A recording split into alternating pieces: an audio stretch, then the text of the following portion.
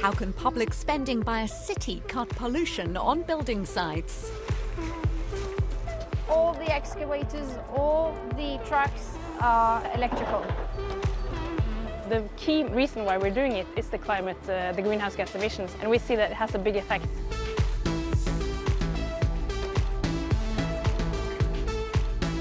Hello and welcome to Business Planet.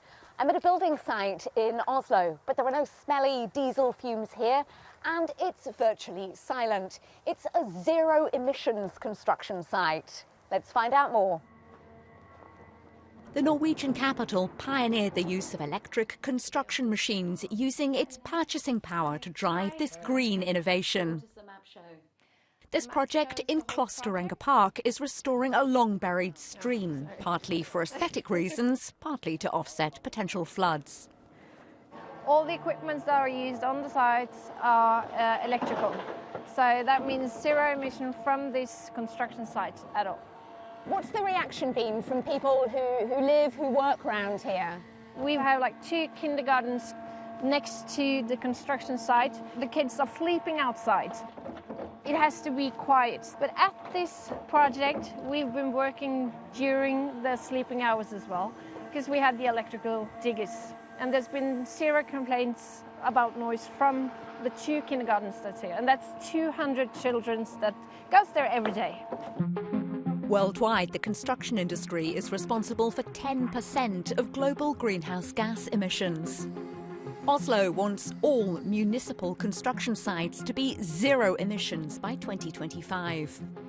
All our building and construction sites in Oslo, so it means all roads, all bike lanes, schools, etc. In 2022, 37% of the energy use on these building and construction sites were emission-free, and the rest was more or less fossil-free. So public procurement is really quite a powerful tool in pushing this forward. Yes, absolutely. And we've also been cooperating internationally to strengthen the use of this very important procurement muscle. We're part of the Big Buyers project, which is an EU project, cooperating with Barcelona and Copenhagen, Finland. Because I think if you want to use the public procurement muscle, you need to have more buyers on the same team going the same direction to get more emission-free machines.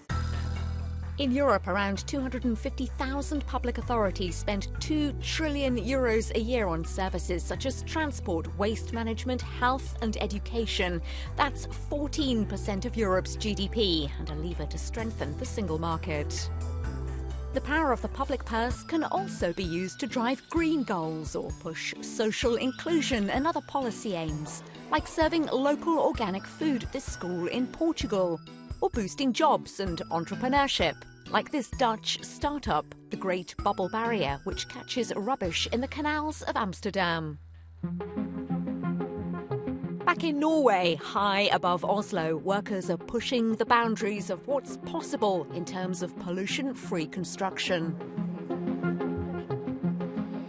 We are in one of the reservoirs, and it's one of 2 chambers. And it's going to be filled with 5,000 cubics of water. That's supplying all the people around there with new drinking water. And the inner chamber is behind these walls here. Okay.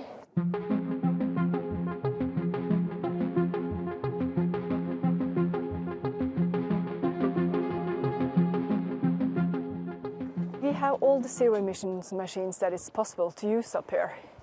Excavator, handheld machines, and we have electrical heating. For casting the cement, we have to preheat the forms. The only thing is biogas because of the heavy-duty transport, like having all the concrete up here. How does the electrical machinery cope in these sort of challenging circumstances? We have to charge them more often because it's very cold, especially during the winter months. And it's a lot of snow, so it makes it a little bit more hassle, but it's possible. And as long as we can see that it's possible to do it, we want to do it.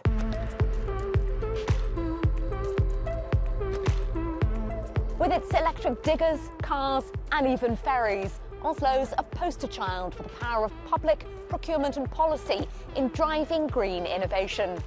See you next time on Business Planet.